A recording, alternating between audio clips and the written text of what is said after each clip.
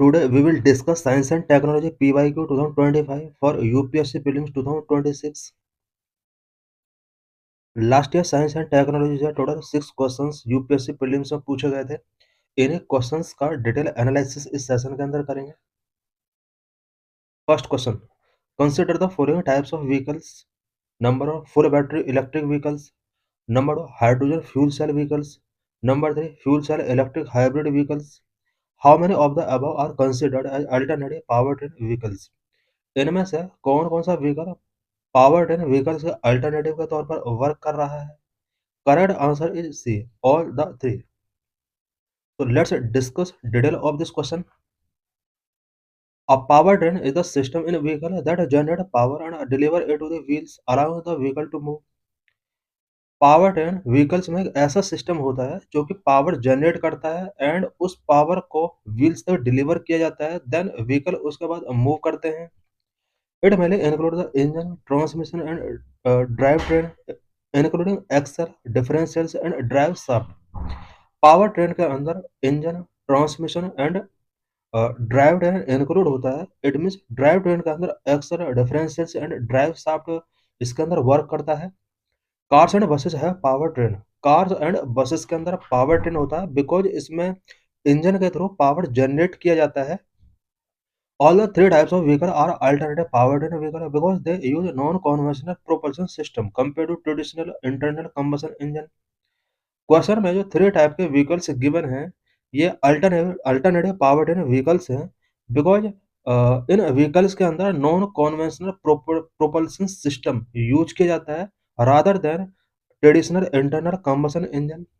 Traditionally जो vehicle हैं such as cars and buses, इन सभी व्हीकल्स के अंदर इंटरनल कंबशन इंजन के थ्रू पावर जनरेट किया जाता है। बट क्वेश्चंस में जो थ्री टाइप के व्हीकल्स गिवन है इन व्हीकल्स के अंदर non conventional propulsion system use किया जा रहा है। यही वजह है कि ये जो व्हीकल्स हैं इन्हें पावर ट्रेन व्हीकल्स के अल्टरनेटिव के तौर पर आज यूज किया जा रहा है। Types of alternative power train. Alternative power train के वेरियस टाइप्स हो सकते हैं। Number of full battery electric vehicle, powered entirely bye electricity stored in batteries and use non ECE system. Full battery electric vehicles के अंदर power जो use की जाती है वो बैटरी के अंदर जो इलेक्ट्रिसिटी स्टोर्ड है उसके थ्रू यूज की जाती है। Hence option 1 is correct. Option 1 यही वजह है कि करेक्ट है इसका। Number 2, hydrogen fuel cell vehicles use hydrogen fuel cell to generate electricity to power electric motors। Electric Motors को पावर गिवन करने के लिए हाइड्रोजन फ्यूल सेल व्हीकल्स के अंदर हाइड्रोजन को एक फ्यूल के तौर पर यूज किया जाता है।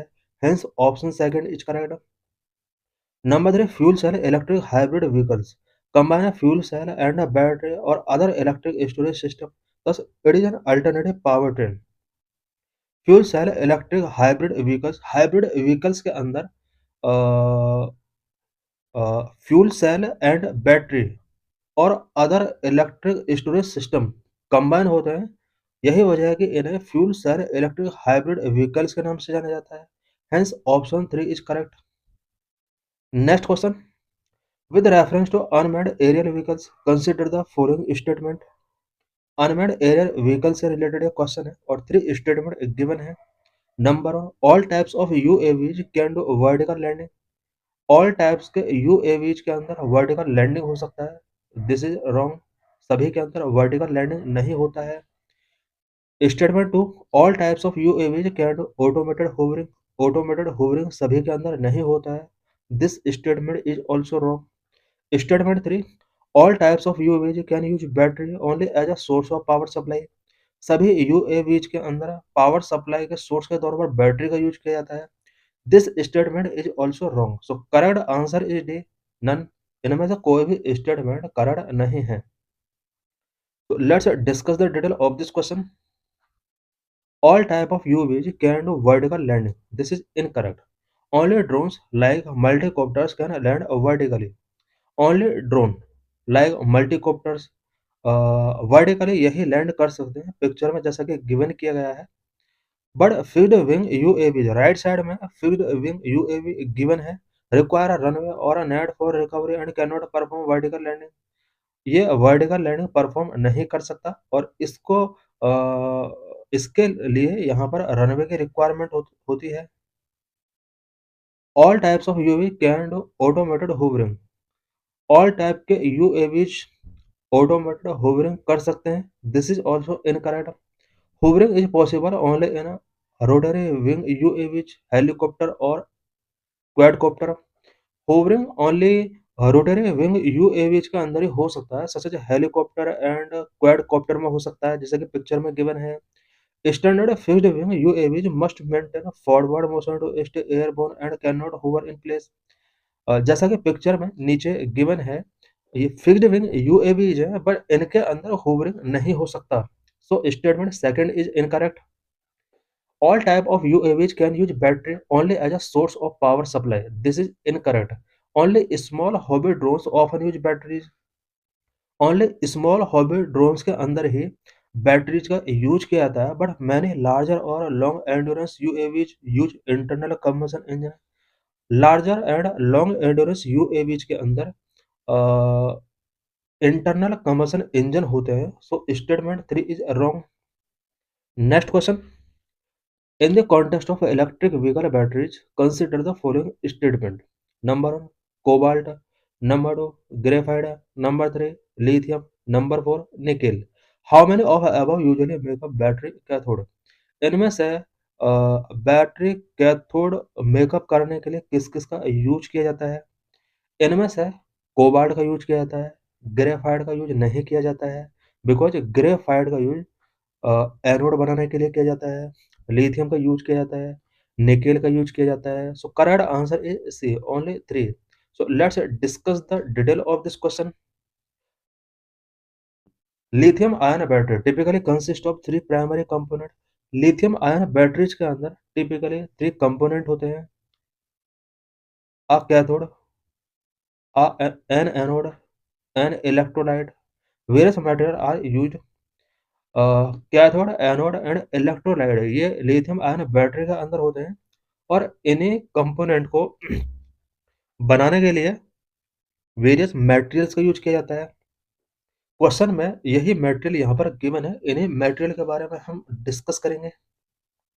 Number of cobalt used in cathode for battery such as lithium cobalt oxide, nickel manganese cobalt and NCA nickel cobalt aluminium. Cobalt का यूज बैटरी के कैथोड बनाने के लिए किया जाता है। It means lithium cobalt oxide, nickel manganese cobalt and NCA को बनाने के लिए कोबाल्ट का यूज किया जाता है। It is use to improve energy density and battery life. Cobalt का यूज बैटरी में एनर्जी डेंसिटी को इम्प्रूव करने के लिए एंड बैटरी लाइफ को इम्प्रूव करने के लिए किया जाता है। So option 1 is correct. Next, graphite use in anodes not the cathode. Graphite का यूज ओनली एनोड के अंदर किया जाता है, not in cathode. It is the most common anode material use in lithium ion batteries. Lithium ion battery के अंदर use किया जाने वाला ये एक मोस्ट कॉमन एनोड मटेरियल है। So option second is not correct. Next, lithium present in both the cathode and electrolytes. Lithium cathode and electrolyte दोनों के अंदर यूज किया जाता है। In the cathode it form compound such as LiCO2, LiFePO4 and other इसमें compound given है, यहाँ पर इसका यूज किया जाता है। So option 3 is correct. Next, nickel use in cathode like NMC and NCA to enhance energy density and storage capacity. Nickel का use भी कैथोड में किया जाता है so that energy density and storage capacity को एनहांस किया जा सके। So option 4 is correct. Next question. What is the common characteristic of chemical substances generally known as Cl20, HMX and LLM105 which are sometimes talked about in media? यहाँ पर कुछ chemicals given है such as Cl20, HMX and LLM105। इससे related यहाँ पर कौन सा option correct है? Correct answer is B, these are explosive in military weapons. Military weapons के तौर पर इन्हें एक्सप्लोजिव के तौर पर यूज किया जाता है। So let's discuss detail about these chemicals. Cl-20, HMS, and LLM-105 are high energy explosive, primarily used in military and defense applications. Hence, option B is the correct answer. Cl-20, most powerful non-nuclear explosive. Cl-20, most powerful non-nuclear explosive है. It has a cage structure, natrium and composition, constant, extremely sensitive to shock and friction, requiring highly controlled handling. CL-20 के लिए highly control handling की requirement होती है because ये extremely sensitive है. Next, HMX, high melting explosive और ऑक्टोजन, known for high detonation velocity and pressure, chemically more stable than Cl-20, used in plastic explosive, rocket propellants, and shipped charges. LLM-105, a newer class of insensitive high explosive, designed to enhance safety without significantly compromising power. Low sensitivity to heat, shock, or friction make it safer for transport. Next question. Consider the following statement. Number one, it is expected that Majorana one-chip will enable quantum computing. Second statement, Majorana one-chip has been introduced by Amazon Web Services. Statement one correct है because Majorana one chip ये quantum computing के लिए important है. Second statement is wrong because Majorana one chip Amazon web services के द्वारा introduce नहीं किया गया है बल्कि माइक्रोसॉफ्ट के द्वारा इंट्रोड्यूस किया गया है. Option three, statement three, deep learning is a subset of machine learning. This is right. Which of the statement given above are correct? So correct answer is C, 1 and 3 only. So let's discuss the detail of this question. Statement 1 is correct. The Majorana 1 chip referred to an approach using Majorana fermions exotic quantum particle for topological quantum computing, which promises greater stability and reduced error rate. This is a research frontier in quantum computing. Statement second is not correct. AWS Amazon Bracket is working on quantum computing, but Majorana based chip is being developed by Microsoft in collaboration with research at Station Q. Statement 3 is correct. Deep learning is a specialized field within machine learning that uses multi-layered neural network. It is a subset used for tasks like image recognition, natural language processing, etc. Next question. GPS aided geo augmentation navigation. Gagan uses a system of ground station to provide necessary augmentation. Which of the following statement is are correct with respect to Gagan? Gagan scheme के respect में कौन कौन सा statement true है? Statement one, it is design to provide additional accuracy and integrity.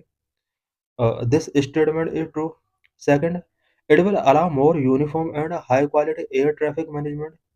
Statement two is also true.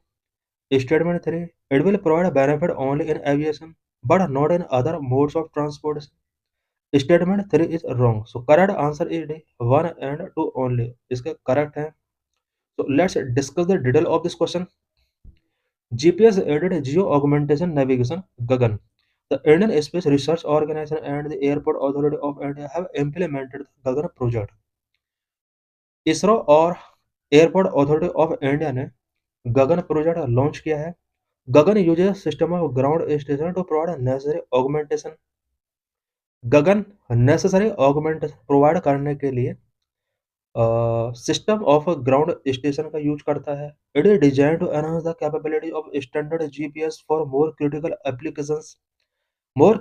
Applications के लिए गगन के under standard GPS का यूज किया जाता है.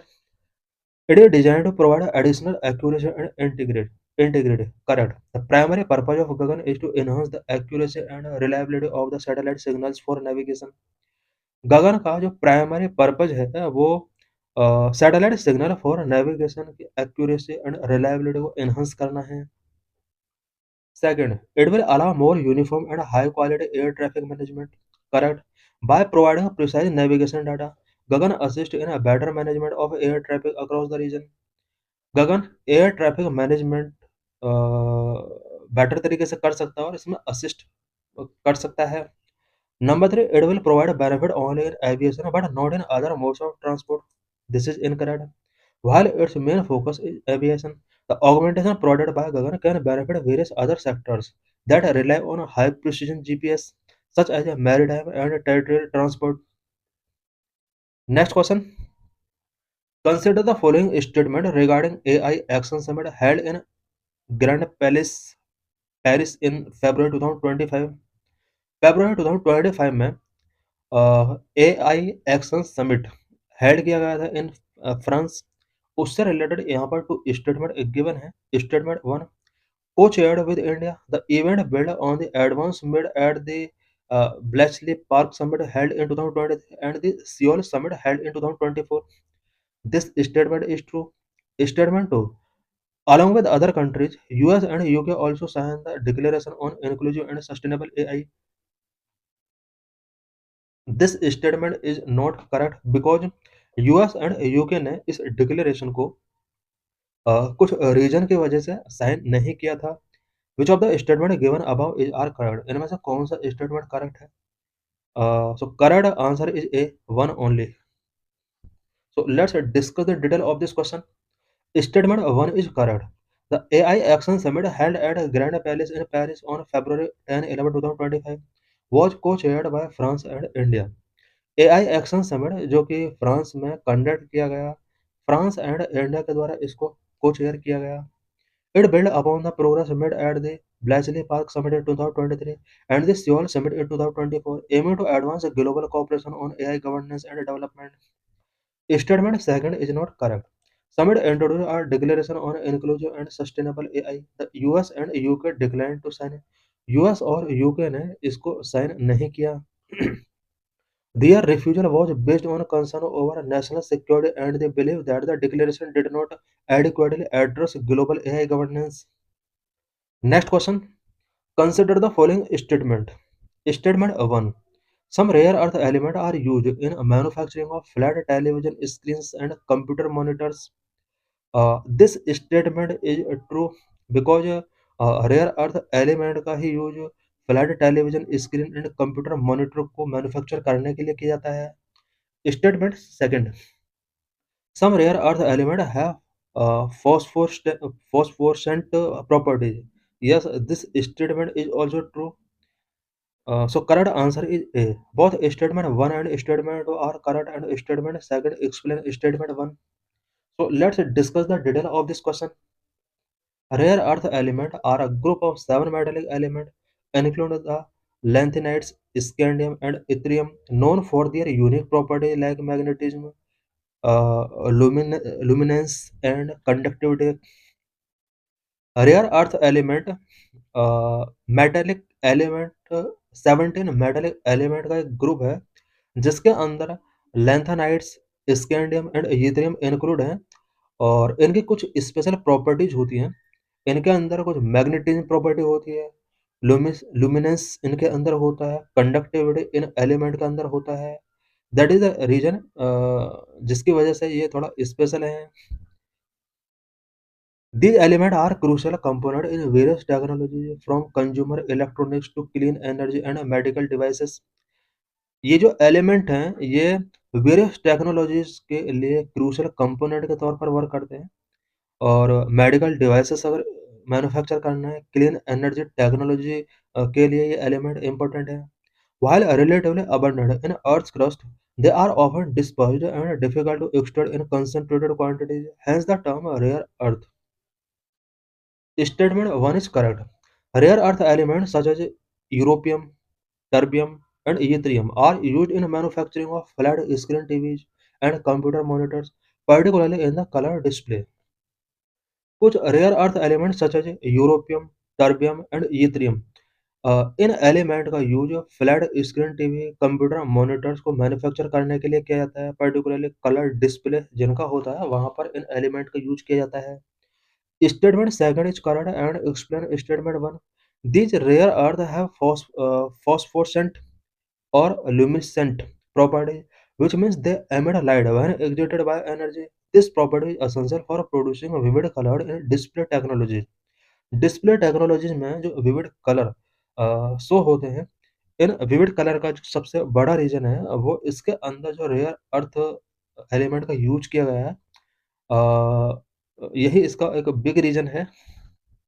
Next question, consider the following statement. Indian railway have prepared a national rail plan to create a future ready railway system by 2028। This statement is wrong because जो 2028 नहीं 2030 होना चाहिए था यहाँ पे। स्टेटमेंट सेकंड है, कवच is an automated train production system developed in collaboration with Germany.